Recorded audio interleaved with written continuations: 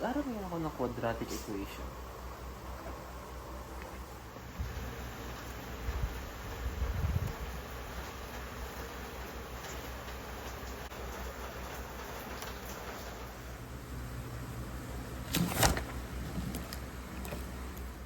Kita ba?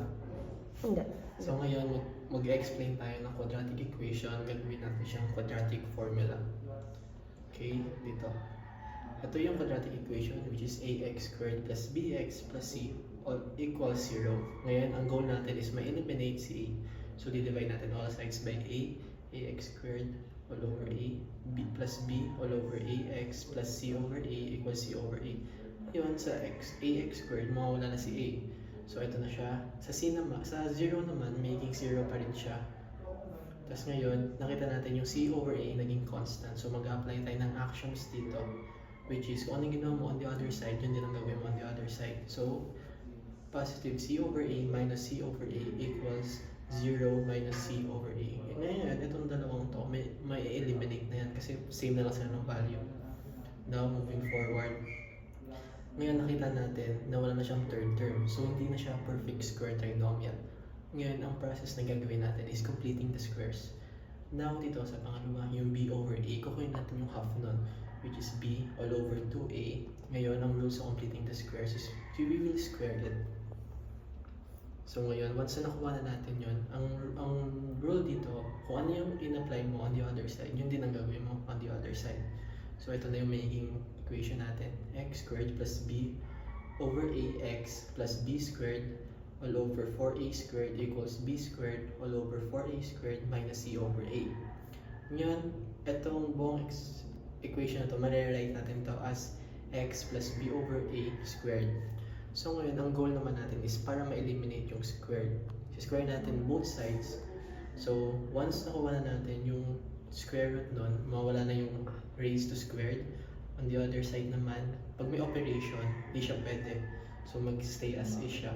So dito, yung 2 over a, yung 4a squared magiging 2 over a. Kasi ngayon nakita natin, ang b over 2a, kailangan ma-eliminate din. So mag-apply tayo ng actions. So b over 2a minus b over 2a. On the other side, ganun din gagawin mo. Ngayon, mag-result tayo into this. X equals positive plus minus square root of b squared minus 4ac all over 2a minus b over 2a. Ngayon, ma-rewrite natin siya as ganito. X is equals to negative b plus minus square root of b squared minus 4ac all over 2a. So ngayon, nakuha na natin yung quadratic formula.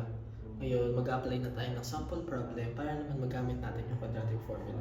Now, we have a problem of y squared minus 5y plus 5 equals to 0. Ngayon, identify natin yung mga values ni a, b, and c. Kaya nakita natin si a ay walang value. So, automatic yun 1 kasi may invisible 1 palagi dyan. b is equals to negative 5. c is equals to positive 5. Ngayon, ang gagawin natin, substitute lang natin yung values ng a, b, and c sa quadratic formula. So, ito na siya. X equals to negative multiplied to negative 5 square root of negative 5. Nasa labas yung squared, mali lang siya. Squared minus 4 multiplied to 1 and multiplied to 5 all over 2 multiplied to 1. Ngayon, pag nakuha na natin yun, magkakaroon tayo ng dalawang value, which is x subscript of equals 5 plus square root of 5 all over 2. Yung pangalawang value naman is x squared equals 5 minus square root of 5 all over 2.